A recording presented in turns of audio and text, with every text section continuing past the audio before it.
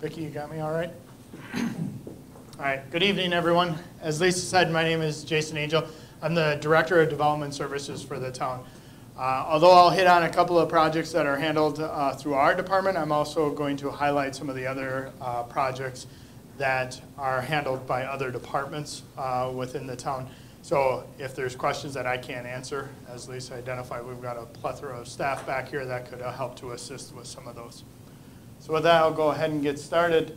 You walked right by it as you came in. Our new police facility is wrapping up and is scheduled to be open shortly in the next couple of weeks, probably in the next week or so. The staff will start moving in there, but there will be a grand opening ceremony around the 1st of November, first week of November. So look for additional information there. Some of our staff have had an opportunity to tour that facility. It's very nice, it's very state-of-the-art, but it's nearing completion there. The other facility that's about to break ground is Northwest Fire's facility over in the Gladden Farms area. The Gladden Farms 2, where you see a lot of the grading that's going on right now. This is just to the east of that graded area, closer to I-10. So it'll be the Northwest Fire Station that'll be under construction. Probably in the next 2 weeks, they plan to be breaking ground on that. A couple of CIP projects I'll just highlight. The pointer doesn't really work here. This one just outside the park here is, or outside the facility here, is Lawn Adams Reconstruct. Design is going to be taking place on that. It'll be a complete reconstruct with additional sidewalks, landscaping, lighting, and some art features to be going in there. And it's just off of Orme Park, or Orme Park, up to the school. The other one is one that's received a lot of attention, is the Adonis Road. For those that live over in the San Lucas neighborhood, myself included right now, this is an emergency exit that has been in discussions for a number of time, or a number of years and a great deal of time. The villages of Barnett, or the villages, what's the villages, Tortolita development. As part of that development agreement with the town, once the town had acquired all of the right-of-way, it then starts the clock for them to begin the design process for that road. Then the actual construction of that is triggered upon the number of units that are then built.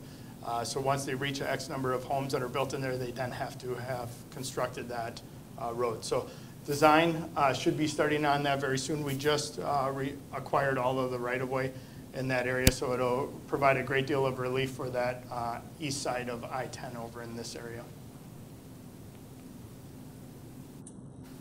The Roundabout that is just outside of the McDonald's area there, the downtown area here. Landscaping should be starting very shortly there to help improve that, what has been a finished roundabout for the most part, but the landscaping to help improve the overall aesthetics of it should be starting very soon as well. Our new wastewater treatment plant is great out in this location here, but what we're highlighting here is the reclamation facility that the ponds are in place, they're being filled, and as John had indicated to me beforehand, our water feature is operating, which you see a little bit of waterfall area there. The next or future phases of this will be to improve it to more of a park amenity. So you do see a playground, picnic area that's planned for, as well as some parking and some activity area for people to walk around and enjoy the water features that are out in that area. So the reclamation project has just recently been completed and is filling up right now. The Hampton Inn over by the Outlet Mall, that is nearing completion as well. That, we've been informed by the developer that they will be fully operational, taking guests, overnight guests, about mid-December. So that project is almost completed there.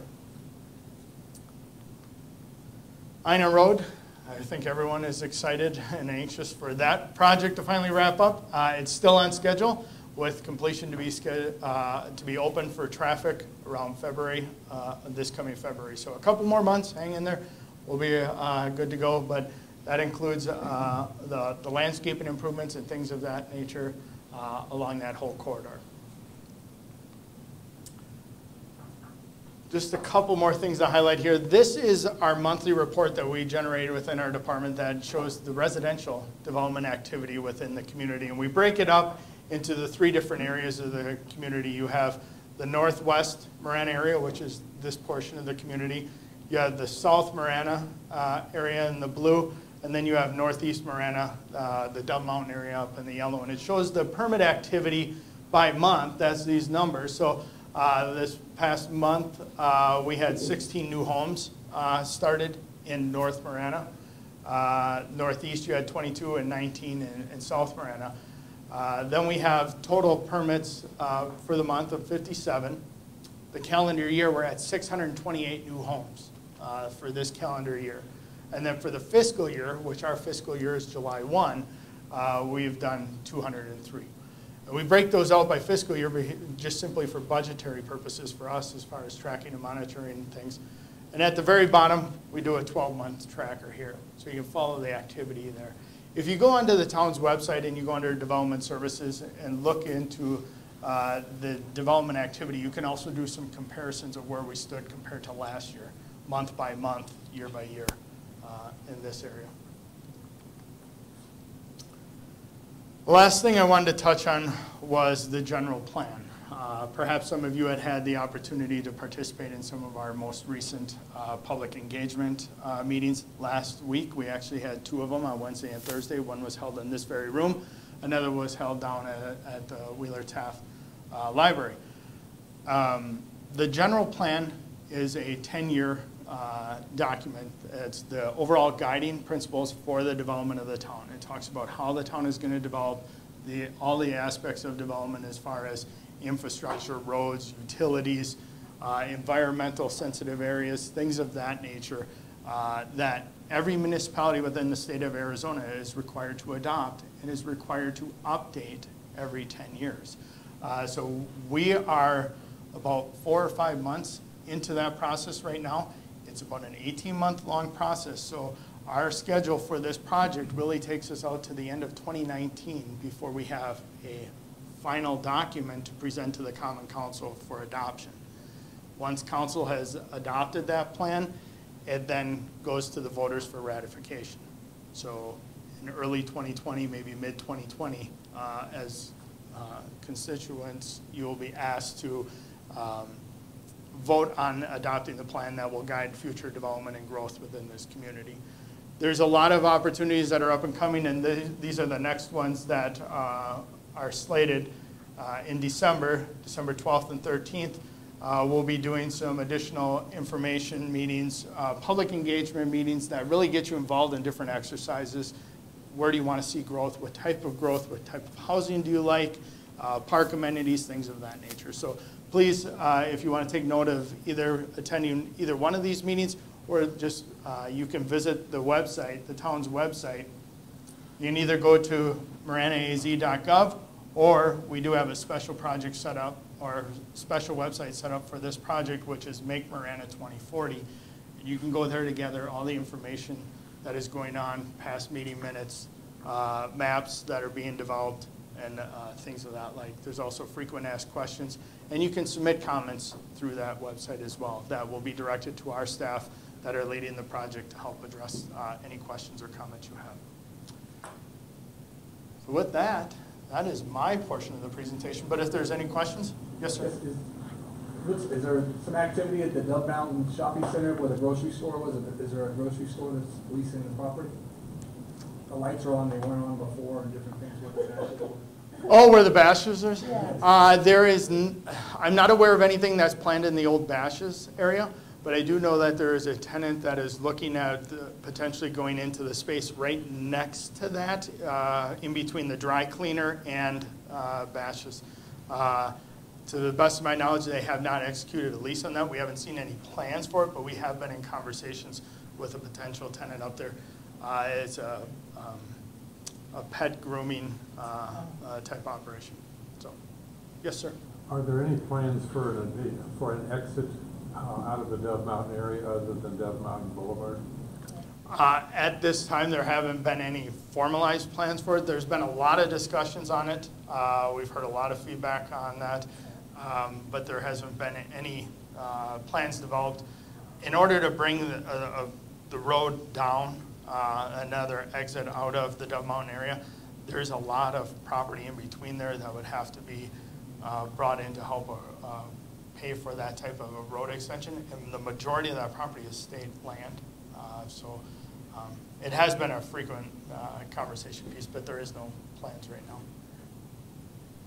A question Yes? on that. You have, a year ago, I think it was, there was the big discussion about the new development going in, like between Thornydale and right behind the Bluffs neighborhood, that there was a discussion that there would be a road cut from Dove Mountain to Thornydale. Tapestry. Tapestry, yes. I'm not Is familiar. that I'm not not familiar. in plan still? I'll let John Sheets speak to that one. Don't go away, I have a couple of Yeah. questions. Yeah, no, that's fine. No, like I said. Really in 10 seconds or less. The plan was approved, but nothing has moved forward. So waiting for development or the property owners and their interest to come to us and suggest what their next steps are. Right now, there are no plans that we've received from them. Because wasn't that going to be another exit from the Dove Mountain? That would have been area? a sort of a secondary access, cutting down on the length of that one-way dead-end street, yes. That's right. Oh, thank you, John Sheets. And then I had a couple of questions. I didn't go to the meeting that you had, the other meetings, and I won't be here for the December meeting. Mhm. And I had a couple of questions on, what is Marana's limit on how many homes to build, like along Twin Peaks, and how much of the land are we going to save? I mean, I can't be greedy and say, stop the building now that I have my house. I want to keep my desert. But I'm just wondering, because we're watching so much land getting flattened right now off of Twin Peaks for the development that's going to be starting in 2019. And I was told there were going to be 4 more subdivisions going in along that same strip. So I'm just wondering, long-term, what's going to happen to the desert? Because that's what attracts so many people to this area. Yeah, no, I understand. And that's the crux of why we do general plans, is identifying what is our capacities, what are our capabilities of delivering services to areas. John is a very integral part of the future of this community. Whatever his capacities allow for, whatever water allotments the town receives, really dictates how fast we can grow, where we can grow, and then we balance all of that between the densities of development, size of lots, size of homes, and also the preservation of sensitive areas, the development of parks, things of that nature. So is there a magical number? That I don't believe there is a magical number that we could say another 400 units. And I realize that's not what you're saying, but Yeah. we are, as part of the general plan, we'll be able to identify where our corridors for development, where we can easily extend services, where are areas that we cannot provide services, and then ultimately road connections and things like that all play into the future growth and development. So have you discussed if they're going to be postage stamp lots, or if they're going to be, and I'm sure you know what I mean by postage stamp, like, Yeah. 3,000 to 5,000 square foot lots, or has that been discussed? Our general plan will lay out ranges of densities. And that's why it's a general plan. It stays kind of high level. So we will give ranges of densities that will say, in this portion of the community, we will allow or consider developments that are 0 to, let's say, 2.0 units per acre. So rough that out, you're looking at roughly 10,000, 15,000 square foot lots. Then you get into medium densities, and they're all ranges and high densities. Ultimately, what it comes down to is the individual that chooses to develop a particular piece of property has to make sure that, one, they're in line with the general plan. So they would have to fall within whatever densities are identified there. But then they also have to make the application and the request to the Plan Commission and ultimately Town Council for them to consider. It's at that time that we get into the detail of if they're requesting a certain zoning district, which is the day-to-day administration of development, the council then makes the determination of whether they feel that density is right or not for that particular piece. Then we get into the next steps of platting, and that lays out whether it's a postage stamp or it's a custom lot or it's something Right. else. Along that line, and I don't mean to take up so much time, it's just because I learned a lot with the tapestry. Mm-hmm. And I wasn't involved with the tapestry, but, and it goes to the council on this too, is how do we know when I don't want to say deals, the decisions are being discussed and far enough along that the input from the residents really doesn't make that much difference because it's already been laid out and discussed and plotted and planned. When can the input from the residents actually be considered before that is made? Yeah, I'll tell you that our council, our plan commission, our staff has always welcomed any conversation. And I will say, as development services, I've had a number of conversations with individuals already on projects that have already been approved but haven't yet broke ground. It still gives us time to have conversation to discuss maybe perhaps some changes and tweaks. Now there are things that are already decided that we cannot adjust without having to go back based upon the applicant's request. But we also require that our developers have to have neighborhood meetings.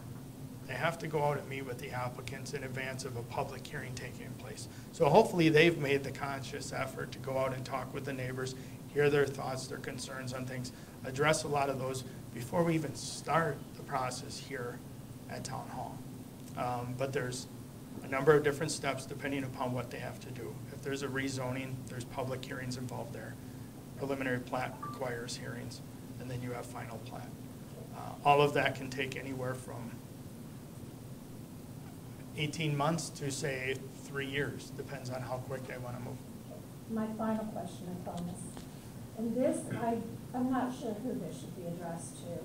When you guys started the Tangerine construction and everything, I don't know if you're aware that when Tangerine was tore up, that there's several animals and people who have contracted valley fever. On our street alone, in the South Preserve, we've had 3 adults and 5 dogs contract valley fever. And on Fallen Shadows, there's a couple of residents whose dogs have died from valley fever. So I was just wondering if Marana is aware that there is numerous cases of valley fever, and I've spoken to Dove Mountain veterinaries. Our dog's been being cared for nearly a year now with Paws Veterinary, and they said there's several cases in our area of dogs with valley Obviously, fever. news to some of us. I don't think we've ever associated a project directly with that. Valley fever is a phenomenon in some parts of Arizona, and Yeah. Well, they said it's where it's churning up the ground, the fungus is spreading, and it's airborne, so it's gonna happen. But I was just wondering if you guys are aware that It's the first time I'm hearing of there's this, no, animals but and people. I'm not sure what the solution might be. I'm trying to picture how do you I do don't this either. without I don't turning either. dirt, but Yeah, I'm not Thank sure, you, but yeah. we need to be aware. I know the U of A was doing a study in the Northwest area Right. for valley fever. that it wasn't pertained to since we've got all the road Sure. construction going. So. Okay, thank you for that. Real quick, back to one of your questions of how would residents know about future projects that might be coming forward, and you want to know it way in advance perhaps, not necessarily wait for the public hearing date. And I think that's where you were trying to go, because we're familiar with what happened with Tapestry, and there was Yes. quite a crowd. In fact, we used this room. this very room, and you were there? I was there. Okay, so that was a special thing that we did, which we normally wouldn't have done as a procedural thing, but because there was enough interest, and even though the applicant had reached out, maybe they reached out at a time when a lot of folks weren't even aware of what's going on, so we facilitated an extra meeting or two, right? On our website, every application that comes in is now listed. In fact, I think Jason had one of those graphics on earlier on where it's called current projects and programs, or something to that effect. Current and proposed projects. And under current and proposed projects, there are tabs of transportation projects, community projects, residential projects, commercial projects. So just to get familiar with it, you can pick and choose which one. Ideally, you'd want to know where it is, so that if it's within a mile or two of your residence. Correct. We're working on that. Okay. There's an app for it, we just haven't. Are there a lot of Launched it. developers that have, I know with the Tapestry project, he had already brought it to the town of Marana way back in, I believe, 1980, and got an approval for 2,000 homes. Are there a lot of developers that have land already approved many years ago that are gonna kind of hold the town to the Yes. fire a little bit on? You'd be surprised, but everything that you see around here, it's cotton fields right now, it's entitled. It's got zoning on it, it's got lots on it, it's already got its zoning that's required. It's the question of timing and the economy. When is it the right time for them to come in and apply for a building permit and for us to process that? So a lot of developments already planned out. It may not even come back as a zoning or a platting item because it's already entitled that way. How would you know of that? That too would be part of our development process. Of anything that we are reviewing, it goes on that web page. In fact, that's the one right now. Yep. You can speak to I'll it. speak to this, and that's a good point, jump sheet. Okay. So if you go to the town's website real quick, scroll down on the homepage, and it's current and proposed projects. You click on that, and we break it into 4 different tabs. You got community improvements, transportation, commercial, and residential. You can see every project that's going on. You can read a little blurb on it. These are the street projects, so it talks about what the description of the project is, reconstruct, mill and overlay, widening, things of that nature. Gives you an estimated cost of the project, and it gives you a time frame as to where we're at with things. When you get into the private side, we don't have all the detail on it because it's not promoting the private development, but it will talk about where they're at in the review process. You can also click on some of the links as far as the different submittals for plats and that are going on. You can see the different changes that they've made as they've gone through the project or the process. So this is a good portion for that. And we get it, as soon as it's received in our office, within 48 hours, we have it up on this website. So it's live. And it may be 4 or 5 submittals that you'll see on one particular project, but we highlight it that way. Thank you. Yes, sir. For the San Lucas additional access, if I heard you right, you said we need a certain amount of homes. Yes. Do you have that number? Do you recall what the number of homes were before they were required to do the construction of San Lucas? Or, I'm sorry, Adonis? The secondary access road Yep. would be the first thing that they have to do. Within 5 months of us providing them with all the required right-of-way. So the town has secured all the right-of-way. Right. They have 5 months to present to us a complete design for us to review it, and then they have 6 months to do the construction on it, once that design is approved by the town. Okay, it- but I mean, So there's no homes They cannot build any new homes until this road is in place, substantially completed. okay. So traffic should be flowing on it before any of this can be developed. Okay. So And with it's that, all- is the Tortolita development? The villages of Tortolita, yes. Okay. There's a secondary requirement as well, that the interchange, I need to get my bearings here, right here. The interchange too will need to have some improvements. It's not a new interchange, Right. but it'll include some traffic control, traffic light, Okay. roundabout, and streamlining where we bring the frontage roads and the exit ramps together. Right. So all those changes are also part of the requirements. Okay. Yeah. And then with that, what road is next after Ina? Is there a plan for the next one with the upgrade? Uh,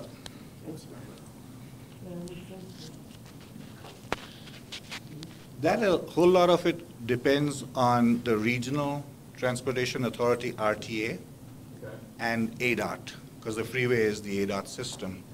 So what's on the official plans that we are proposing, if and when the current RTA plan expires and the new one is again renewed, would be the remaining roads, which is Cortero is the next one in line in terms of the demand on traffic and so forth.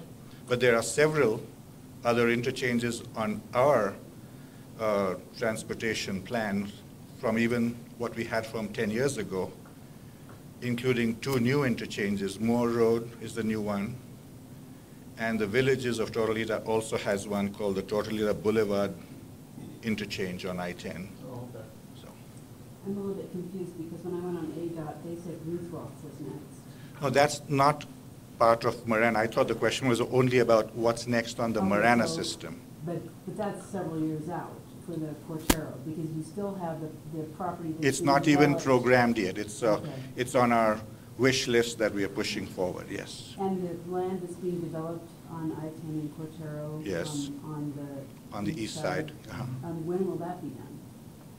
Well, it comes at the pace at which the developer wants to bring forward projects. So it's a lot of land. The three things that are moving forward include a hospital, a shopping strip center, the coffee shop, Dutch Brothers. Right. These are the 3 that are sort of active right now. They have room for at least 3 to 4 more significant pad sites within that. Is the Within hotel that. going in there? We've seen some concepts, but nothing's really moved forward, No right? proposal. Okay, and cereal grillers? Cereal Grillers is in that strip mall that Okay. they're building. So right next to IHOP Right. will be Dutch Brothers. Oh, okay. Right next to Dutch Brothers will be that multi-tenant space, which includes Cereal Grillers in that space. And they then don't the have- hospital's behind it. And they don't have any proposed time when that will be done? The permits have been submitted and reviewed. Actually, I believe Dutch Brothers has already been issued, so that should be breaking ground here Hasn't said- whenever they're ready to roll. Okay. So, but yeah, we should see activity, more activity down there in the coming weeks and months. Okay. Anyone else? Yes? Any updates for what's next at the outlet mall area? Outside of, so we've got the hotel. The emergency room is there, obviously, and up and operational. There is plans for apartment development to go to the east of the hotel, kind of behind the outlet mall. That's in discussion out there. Otherwise, outside, other development pads and that, we haven't seen anything else in that area right now. No new restaurants, huh? No restaurants yet. Yes, sir. What's the latest on the empty shopping center at Gladden Farm? The last we had heard from the developer is that obviously Fry's is not going in. The property is up for sale. It's owned by Fry's, and so they're marketing it right now. We have not seen any activity or had any discussions with any of the property owners or interested parties that would want to go in there. Obviously, from a staff perspective, from a town perspective, we'd still like to see a grocery come into this portion of the community, but we haven't seen any other commercial or retail activity in this area of town. Yes, sir. What hospital are we talking about off Charlotte? That is a micro hospital. That is, Delay, isn't it? which one? Corandale. Corandale? Yes. So, Do you know what's going in at Silverville and Twin Peaks, the Safeway? I know that Orange Theory went Yes. into that, but there's another pad being. You just looked up. So there's an O'Reilly Auto Parts that's going in on the back pad there. Then the area that's fenced in right now that you see dirt moving around, Yeah. that's a multi-tenant space with Verizon as the main tenant in there. And then there's two other small tenant spaces that are in there. That is an area that we're seeing a lot of interest, a lot of activity. No There's restaurants though? no restaurants. At this time, no restaurants. So, yes. Is that my cue? All right. Well, if anybody else has any other questions related to development, there is a stack of my cards on the back. Please don't hesitate to grab one and shoot me an email, give me a call. I'd be happy to assist you with any questions.